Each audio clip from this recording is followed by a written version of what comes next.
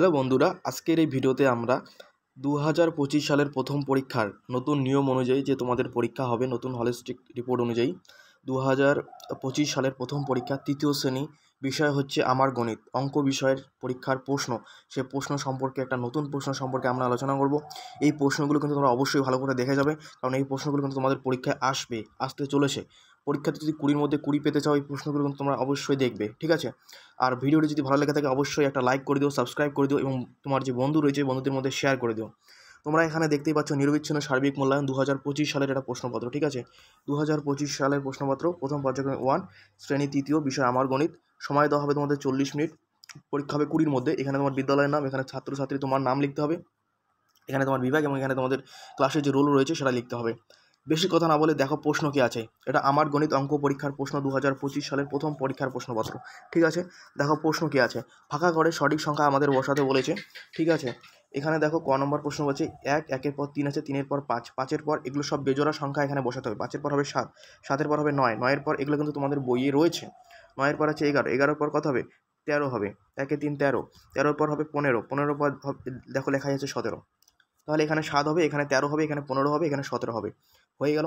তারপর দেখো খ নম্বরের প্রশ্ন কি আছে। খ নম্বর প্রশ্ন কি বলেছে দেখো, 2 আছে, 2-এর পর 12 আছে, 12-এর পর হবে 22, 22-এর পর হবে 32, 3-এ 2 32, 32-এর পর হবে 42, 4-এ 2 42, 42-এর পর হবে 52, 52-এর পর হবে 62, 6-এ 2 62, 62-এর পর হবে 72। এগুলি কিন্তু তোমাদের বইয়ে রয়েছে। 72-এর পর 82 লেখাই আছে। এগুলো ভালো করে তোমরা প্র্যাকটিস করবে, খাতায় বারবার লিখবে, ঠিক আছে? এখানে কিন্তু তোমাদের রয়েছে 4 নম্বর। পরের প্রশ্ন দেখো কি আছে, সঠিক উত্তরটি নির্বাচন করো। সঠিক উত্তর আমাদের নির্বাচন করতে বলেছে। ক নম্বর আছে 432, এখানে হবে 400, এটা টিক চিহ্ন দেবে। 243, এটা কোথায় আছে? এইখানে টিক চিহ্ন দেবে। 243, এখানে কিন্তু আমাদের 2 নম্বর রয়েছে।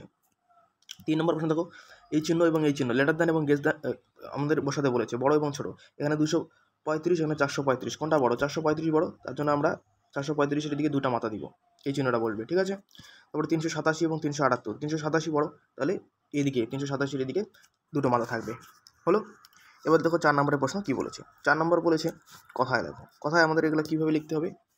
এখানে আমরা লিখবো, এটা যদি একক হয়, এটা দশক, এটা শতক, তাহলে কত হবে? 400, 4 বাস নড়া, 4 তালবেশ শত, 456, 5-এর 4 কত হয়? 56, 6 ছা, 5 পা, দন্ত নয়, 456, ঠিক আছে?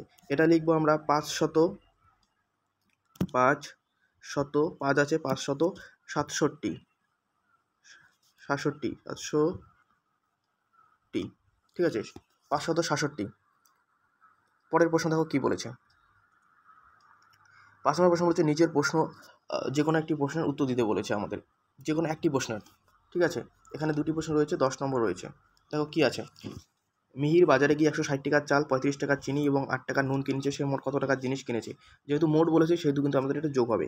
আমরা যোগ করবো, 160 উপরে লিখবো, তারপরে লিখবো 35, তারপরে কত লিখবো? 8 লিখবো। এই কয়টি আমাদের যোগ করতে হবে। 8 আর 5 13, 13 আর 0 13ই হবে, 13 3 হবে, হাতে থাকবে আমাদের 1, হাতে আমাদের 1 রয়েছে। তাহলে আমরা 6 আর 3 9, ঠিক আছে? 9 আর 1 10-এর 0, হাতে 1, 1 আর 1 2, 203 টাকা। তাহলে সে মোট, তোমরা উত্তর লিখবে, সে মোট 203 টাকার জিনিস কিনেছে, ঠিক আছে? এটা কিন্তু সুন্দর করে তোমরা লিখে দেবে। পরে খ নম্বর প্রশ্ন দেখো কি আছে। খ নম্বর প্রশ্ন, এবং এটাই হচ্ছে লাস্ট প্রশ্ন, ঠিক আছে? রহিমের জালে 198টি রুই মাছ উঠেছে, আর দীপুর জালে 176টি রুই মাছ উঠেছে। কার জালে কটা রুই মাছ বেশি উঠেছে? তাহলে আমাদের এটা বিয়োগ করতে হবে। বিয়োগ করলে আমরা কীভাবে পাবো? 198 রহিমের জালে, পরে আছে 176। এটা যদি বিয়োগ করি, 8 থেকে 6 গেলে 2, 9 থেকে 7 গেলে 2, 1 থেকে 1 গেলে 0। এটা 0 দেওয়ার দরকার নেই। তাহলে 22টা। কার জালে 22টা বেশি মাছ উঠেছে? রহিমের জালে।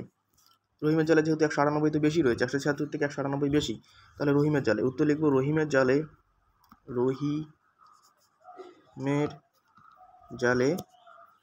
22টি রুই মাছ বেশি উঠেছে, ঠিক আছে? তাহলে তোমাদের কিন্তু এখানে ক খ এবং যে কথায় লেখো এই চিহ্ন বসাও, তারপর এগুলো কিন্তু সব প্রশ্নের উত্তর কিন্তু হয়ে গেল। ঠিক আছে, এটা তৃতীয় শ্রেণী আমার গণিতের প্রশ্নপত্র। ভিডিওটি যদি ভালো লাগে থাকে অবশ্যই লাইক, কমেন্ট এবং বন্ধুদের মধ্যে শেয়ার করে দিও, সাবস্ক্রাইব করে দিও। পরবর্তী ভিডিওতে অন্য প্রশ্ন নিয়ে আলোচনা করবো এবং এই প্রশ্নগুলো ভালো করে পড়ো। এই প্রশ্নগুলো তোমাদের পরীক্ষায় আসবে। ঠিক আছে, ভালো করে পরীক্ষা দাও, 20 মধ্যে তোমরা 20 পাবেই। ঠিক আছে, গুড বাই।